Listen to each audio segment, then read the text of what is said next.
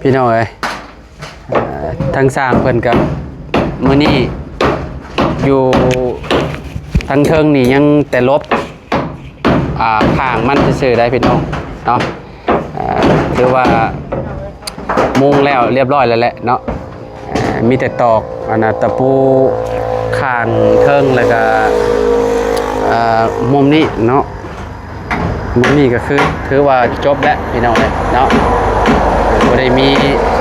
ยังหลายบัดนี้ตอนนี้ช่างมันกำลังต่อบันไดอยู่เนาะ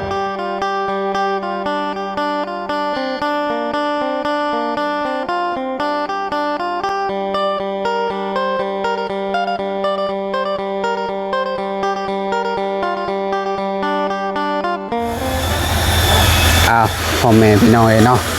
ก่อนอื่นก็กราบสบายดีและสวัสดีเด้อพ่อแม่พี่น้องเนาะ FC เบิร์สสู่คู่สู่คนพี่น้องพอ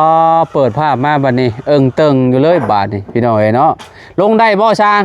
ลงได้บินลงโลดบาทนี่ขึ้นได้ลงบ่ได้โย่ตัวได้พี่น้องเนาะโอ้ยขักตัวนี้นี่เนาะคักงามพี่น้องเนาะ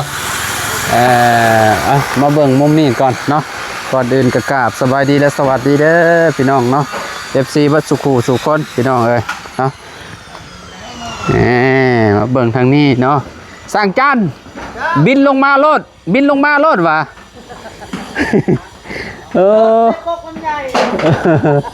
โอ้กกลำไยนี่ก็เอาบ่อยู่หรอกเหรอวะต้นนั่นก็เป็นพุ่มซื่อๆได้น่ะ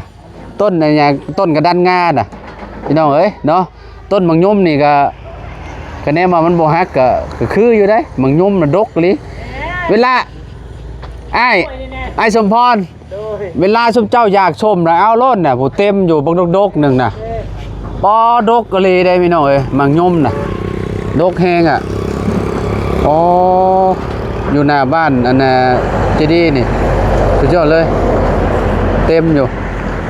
อ๋อคัก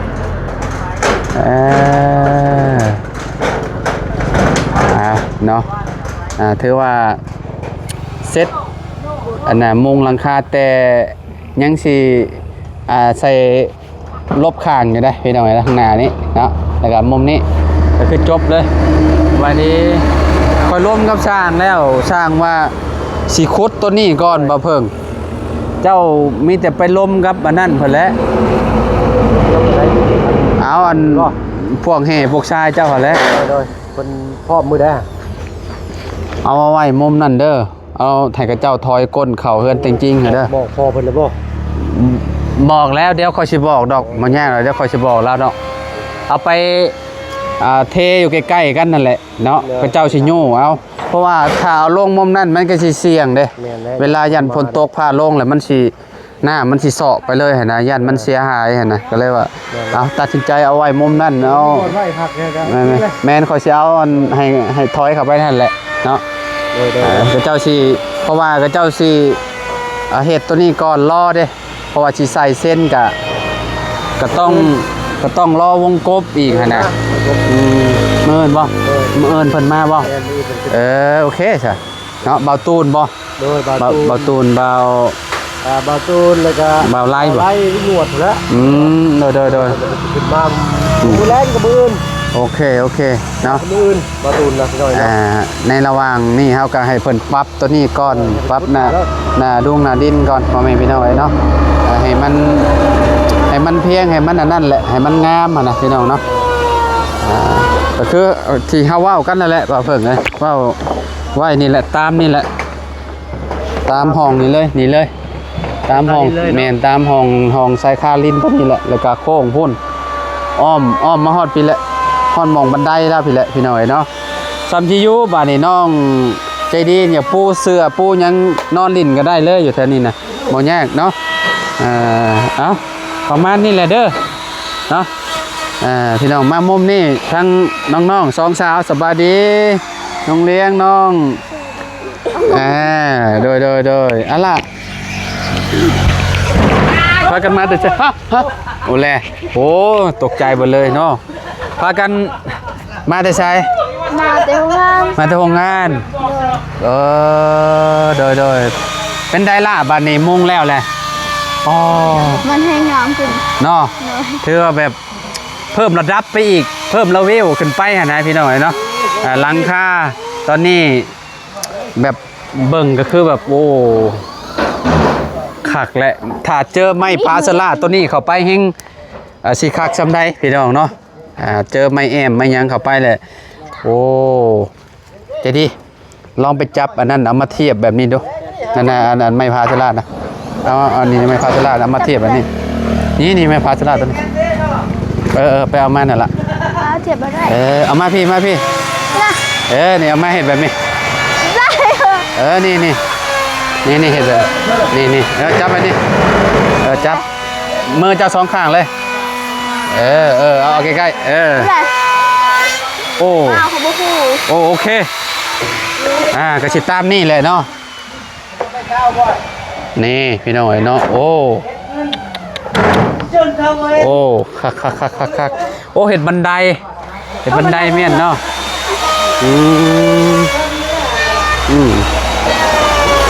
พี่น้อยเนาะมีอยู่จักขั้นนั่นนี่1 2 3 4 5 6 7 7เนาะ7พี่น้อยเนาะ1 2 3 4 5 6 7ขั้นโอ้เห็ดบันไดแล้วเป็นไดน้องเลี้ยงงามอยู่บ่ทรงนี่งามบ่คันว่าได้เห็ดเฮือนเห็ดชานเจ้าก็สิเอาทรงนี้บ่ทรงนี้เนาะมันจะง่ายเนาะมันจังบ่ยากนะพี่น้อยเนาะแบบว่าไม่คันว่าพี่น้อยเนาะยังบ่เพิ่มมันการันตีว่าไม่มันสิเหลือสำใดเนาะเพื่อนน้องใจดีเพิ่นพี่น้อยเนาะแต่ถ้าเบิ่งตอนสร้างประเทศพุ่นแล้วเพราะว่าตอนนี้น่ะยังบ่ได้ใส่พวกเส้นพวกหยังมาเด้เนาะก็เลยบ่ฮู้ว่าไม่มันสิเหลือสำใดเนาะเนาะดีใจนะต้องไปเบิ่งมุมไกลๆพุ่นเนาะแต่เบิ่งมุมไกลๆก็บังต้นนี้นี่พี่น้อยเนาะบังต้นมะยมนี่แหละแต่ว่าต้นมะยมนี่คันว่าสิบักลงก็เสียดายพี่น้องมากมันหลายเนาะมากดกแห้งพี่น้องเนาะนี่ดกกะลีรอได้ผักกะลีเนาะมันก็หวานอยู่บ่จะดีหวานอยู่เนาะมันก็ส้มหวานส้มหวานบ่ว่าบัดมื้อใดเจ้าว่างเจ้าก็อันนี้หน้าบ้านเจ้านี่เอากวดจูดเมียนแน่ว่ะไอ้พวกอันเศษขยะนี่ได้ละที่ว่ามันกองอยู่เอาไฟจูดก็ได้เด้อนี่เที่ยวแบบว่ามันบ่สะอาดเด้นี่พวกอันนี้เจ้าก็บัดแล้วเจ้าก็เก็บไปไว้หลังบ้านเก็บไปไว้ดังไฟเด้เศษมันนี่ไว้ดังไฟก็ได้เด้อเวลาเฮาอันขึ้นเฮือนขึ้นชานหมดแล้วเดี๋ยวจังเฮ็ดความสะอาดหรือว่าถ้าเจ้าว่างเจ้าก็เก็บเอาไปไว้อยู่พูดเนาะเพื่อฮอดมื้อมันยันมันบ่ทันได้วันมื้อขึ้นเฮือนเจ้าเด้เพราะว่ามันข้างหน้าบ้านเนี่ยมันเพราะว่ามันมีแต่เศษไม้ที่มันที่มันเหลือจากเห็ดนั่นแหละพี่น้องเนาะที่มันเศษแถวนี้นะน้องเลี้ยงก็ซอยเพิ่นแน่ซอยน้องแน่ซอยน้องและซ้ำน้องและน้องลูกพี่ลูกน้องเนาะพี่น้องเนาะซอยกันเก็บนี่แหละนี่ซอยกันเก็บกันกวาดแต่ว่ามันมองงามเด้อาโรให้เอาเว้ยมาจิงโรให้บานาทางสังแลเพิ่นบ่ฮู้ว่ามื้อเอิ้นเพิ่นสิลงมือเฮ็ดตัวนี้ก่อนบ่หรือว่าจังได๋เนาะเพราะว่าเว้ากันไว้แล้วว่าสิอันนี้ก่อนว่าซั่นว่าสิปรับหน้าดินเนาะให้มันต่ำมื้อเอิ้นสิเฮ็ดในส่วนนี้ก่อนบ่สิปรับอันนี้ก่อนบ่โดยทีมเฮาแม่มื้ออื่นที่ซุมเบาตูนเบาอันนั้นมื้ออื่นเพิ่นมาบ่บุญเอ้ยเนาะเอาพ่อแม่พี่น้องเอ้ยเนาะสบายดีเด้อสบายดี FC เนาะสบายดีป้าลุงแน่เนาะ ฟ้าแฝดเนาะ ฝาแฝด ไปคาเฟ่ได้เลยกัน สีเขียวคือกันเพราะจังโชคดีคือกันเนาะ มื้อนี้น้องเพิ่นก็โชคดีไปแล้วรับข่าวดีไปเนาะความฝันเริ่มมีแล้วเนาะเริ่มเข้ามาแล้ว 21 ล้าน300,000 แม่น มาถึง2 ล้านพอดีเป็น23 ล้าน300,000 แม่นแล้ว ก็คือว่าห่วย คะแนนว่าฮอด29ล้านนี่อุปกรณ์นี่คือว่าครบนะ ครบ พวกอันน่ะ ยังอีก เครื่องนี่ ยังอีก พี่น้องเอ้ย ยังอีก6 ล้าน แม่น มี6 แต่ ล้านเป็นซื้อใหม่หมดเลย แต่ยังบ่ได้บวกเสาได้ตัวนั้นน่ะ ยังบ่ได้บอกเสาเนาะ แม่นขอยยังบ่ได้บวกเสาเข้าไปเนาะคันบวกเสาก็ 5 ล้านปี ประมาณ5ล้านปลายกับประมาณ ล้าน35ล้าน ประมาณนั้น 5 ล้าน โดยก็คือว่าได้ครบหมดเลยเนาะ ครบแต่ยังค่าจ้าง แม่นค่าสร้างก็คือตามที่คันว่าเฮ็ดทรงนี่ก็สิสำคัญนั่นแหละพี่น้องเอ้ยเนาะสำคัญกับเพื่อนน้องใจดีเพิ่นนี่แหละคันว่าสิได้ไวหั่นนะเนาะก็เฮาก็สิใช้บริการเพิ่นคือเก่าแหละทางช่างแหล่เพิ่นก็ได้คันว่าเฮามีงบมีหยังเนาะ อยู่คนบ่ฮับบ่จ๊ะ ฮับเราฮับคือเก่าแหละเราบอกติดต่อได้ตลอดงานนะ อยู่ว่างานล้นเลย งานล้นอยู่บ่ไอ้สมพร ว้า มีมาเรื่อยๆเนาะเป็นได้ขึ้นไปตรวจงานตรวจหยังโอเคอยู่บ่ได้อยู่เนาะ เย็นพักเลยขึ้นเบื้องแล้วบ่เนี่ย ยังข่อยก็ยังบ่ได้ขึ้นไปเชิญนี่ล่ะ2คนเชิญเจ้าภาพเจ้าของเฮือนไปขึ้น ระวังระวัง อ้าวไอ้ว่า เลี้ยงไปไว้บาดนี่มาโอ้พี่น้องเอ้ยปาดเย็นเนาะโอ้คักแล้วนี่เนาะ จะดีน้องนะจะดี พี่น้องเอ้ยเนาะ ห้องนี่ ที่ห้องปะพื้นเลยได้ไปแหะ จวดห้องนี้เจ้าสิเลือกห้องนี้หรือสิห้องนั่นเจ้าว่าห้องนั่นแต่ห้องนี้อยู่ทางเงินจริงๆฝั่งนั่นเฮือนทางเฮือนดอกแค่ แม่เลือกกันลงมาแล้วแค่มาเลือกห้องกันละ ทางไหน เลือกทางไหน บาท โอ้ เลือกว่าได้แล้ว นั่นบ่ ใช้เลือกมุมนี้เนาะมุมนี้ก็สิเห็นวิวดีอยู่ดอกคะแนนบ่บางต้นมีนี่เห็นภูเขาได้น่ะภูเขาทางหลังเลยพี่น้องเอ้ยเนาะโอ้ เรียกอยู่กลางเป็นเรื่องอะไรโอ้ ถ้าอยู่ฝั่งนั่นก็สิเป็นอีกมุมหนึงพี่น้องเอ้ยเนาะก็สิเป็นอันนั้นอยู่ฟัง มันแห้งงามเนาะว่ามันแห้งงาม งามเนาะ เลย ขึ้นไทยขึ้นไม่ฉลาดแห้งไว้ว่าแห้งงามไม่ฉลาด เมื่อกี้นี่คอยเอาเปรียบเทียบกันอยู่กินนี่ลองเบิ่งเพราะว่าประตูน่ะเอาอยู่ประมาณส่ำนี้เนาะแล้วก็ไม่พาชลาตัดปุ๊บแล้วก็มาอยู่มุมนี้เนาะตัวหนึ่งน่ะก็สิบ่ต้องตัดให้มันเป็นเศษนะเอาแบ่งครึ่งประมาณเม็ดหนึ่งซะแบ่งครึ่งกันมองนี่เนาะค่ะว่าเนาะเอาแบ่งครึ่งนี่ประมาณ50 เซนฝั่งนี้50ฝั่งนี้50นี่นะ เรายังเอาตัดตัวนี้เนาะมา แม่ ตัวนี้ แม่นแล้วก็มาแบบมายาวแบบนี้เลยเจ้าคิดว่าจังได๋ครับ ตัวฟ้าไว้50 เส้นเนาะ แม่นปาไว้50 เซนมุมนี้แล้วก็มุมนี้ก็50 เซนน่ะนะ ตัดตัวนี้มาตัวนั้น แม่นบ่ต้องตัดนะตัดไม้พาสลานี่ประมาณเม็ดหนึ่งนะปึ๊บแล้วเฮาก็กาดซะเลยกาดใส่มาฮอดตัวนี้เนาะฮอดวงกบตัวนี้เนาะมันสิงามอยู่บ่เจ้าวะก็น่าสิงามเหมือนกันติเนาะเอากระทาเบิ่งพี่น้องเอ้ยเนาะลองเบิ่งแบบว่าเฮาคร่าวๆเบิ่งได้นี่พี่น้องเอ้ยเนาะประตูนี่เอาก่อนได้เนาะตัวเนาะ เนาะโอ้ยพี่น้องเอ้ยคุณอ่ะโอ้ หมด โค แล้ว ตรโพแซงกันเนาะสร้างจันทร์สิลงจังได๋บาด น้ำดักอ่ะ ว่าสร้างจันทร์สิหมุดลงมาแบบไปนอกบาดพี่น้องเอ้ยเนาะหมุดลงมาได้อยู่บ่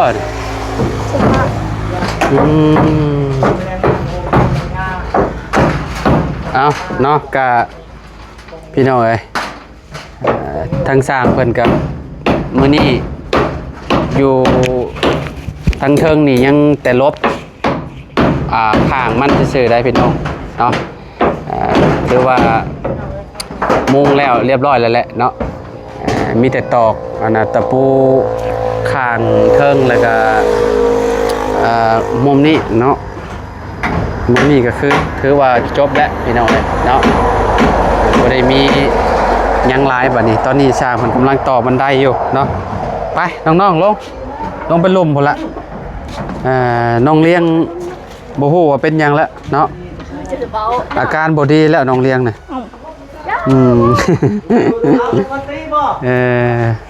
ไปลงอึบโอ้มันเรียกไม่ใช่หรอกไอ้กำลังตอกอันนี้อยู่เนาะตอกบันไดอยู่เจดีมาพี่ละสั่งจันอยู่เทิงหมดเลยครับตอนนี้สร้างจันลงบ่ได้พี่น้องเอ้ยกินได้ลงบ่ได้มันเครื่องหมกบวกอยู่แล้วบัดนี้โอ้บอเราต้องการคอนตีเราสิมากบ่มากลงมาบ่เราสิมากแล้วมงใหม่เราสิมากลงมาใหม่บ่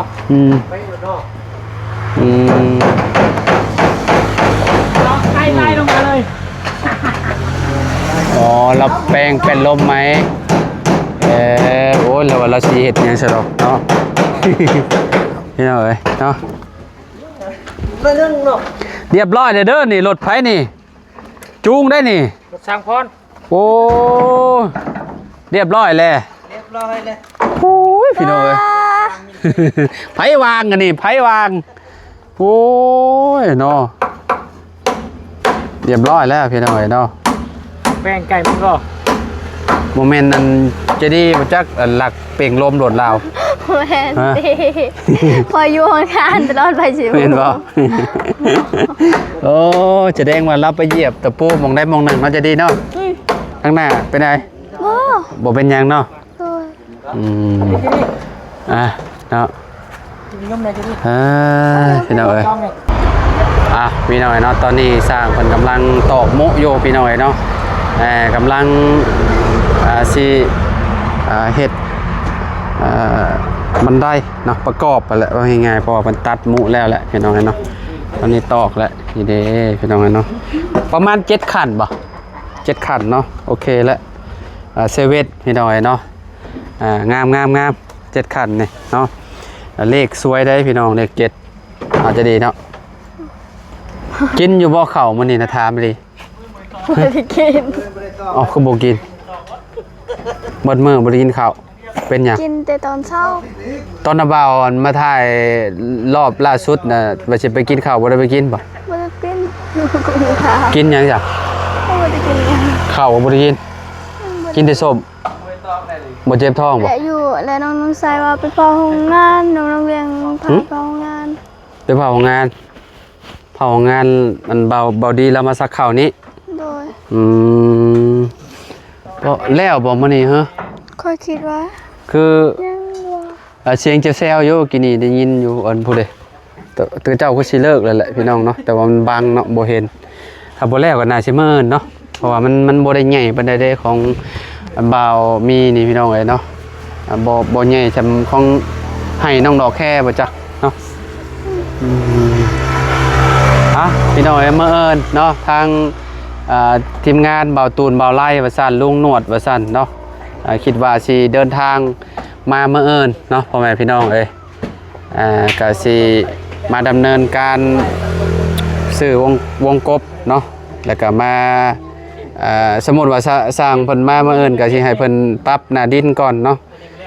ทางเฮาก็ได้ลมกับบ่เพิ่งเพิ่นเรียบร้อยแล้วพี่น้องเอ้ยเนาะก็ว่าสิให้เพิ่นเทอยู่พุ่นเทดินอยู่พุ่นแหละพี่น้องสิไปลมกับพ่อน้องจริงๆเพิ่นก่อนเนาะว่าอันเพิ่นสิเพราะว่าจังใดพี่น้อยเนาะไปจะดีมามุมนี้ก่อนให้นึงเนาะสิพากันกลับแล้วบ่ยังบ่เลยว่าสิพากันกลับเลยตอกอันนี้ให้มันแล้วก่อนเนาะตอกบันไดให้แล้วก่อนพี่น้องเนาะเป็นได้ช่างมื้อนี้อยู่เทิงบัดมื้อเลยเนาะ อยู่หลังอยู่ ระบบเปลี่ยนเลย อยู่หลังวัดเมื่อมื้อนี้เนาะ โอ้พระเจ้าว่า ยังดีนะได้ขึ้นเทิงนะ อืม ยังดีอยู่ อืม ออกกำลังกายตากแดด อืมบ่เฮาว่ามื้อนี้มันบ่แดดแฮงบ่ได้เฮาว่าถือว่าจังได๋เฮาบ่ได้อันนั้นเนาะ แม่นอยู่ก็บ่ได้แดดแห้งเลยก็นั่งอยู่ห่มลมพัดแห้งเย็น อืมเฮาบ่ได้ขึ้นหลังคาก็วันนี้เฮาก็เลยว่าบ่แดดพี่น้องแต่เช้ามันก็แดดนั่นแหละเนาะอ่า เป็นเรื่องปกติอยู่แดดแน่ห่ม เนาะแม่นเฮาเป็นช่างเนาะเห็นเอาได้เนาะพี่น้องเอ้ยเนาะมื้อนี้อยู่กับใจดีเบิดมื้อมื้อนี้ใจดีจนสิเป็นลมมื้อนี้แฮงสิคักมื้อเนาะมื้อมา1 2 3บ่อตูนลุงหนวดบ่อไล่น้ำเปล่าบ่อบุญบ่อเพิงเตรียมโตแล้วเจ้ากินข้าวอิ่มๆรถเด้ออันนี้คอยยังว่าผู้เดียวเขาได้นี่เจ้าสิเว้านำคอยลายยันเจ้าเป็นลมอยู่เนาะโอเคพี่น้องล่ำลาแล้วอยู่ดีมีแห้งมื้อนี้ก็มุงอันนี้หลังคาแล้วพี่น้องเหลือแต่ใส่ลบข้างก็คือจบแล้วบัดนี้เนาะส่วนหลังคาพี่น้อยเนาะผ่านไปด้วยดีมื้อนี้เนาะทางเจ้าของเฮือนก็ว่างามบัดซั่นงามคักเนาะ เลย แบบนี้บ่เต็ม10ให้เท่าใดเต็ม10ให้เท่าใด เลย เต็ม10ให้100โอเคไปพบกันใหม่ซะละอยู่ดีมีแห้งสวัสดีปะลุงสวัสดีเด้อพี่น้องเด้อขอบคุณหลายๆเด้อเนาะพอกันใหม่เนาะ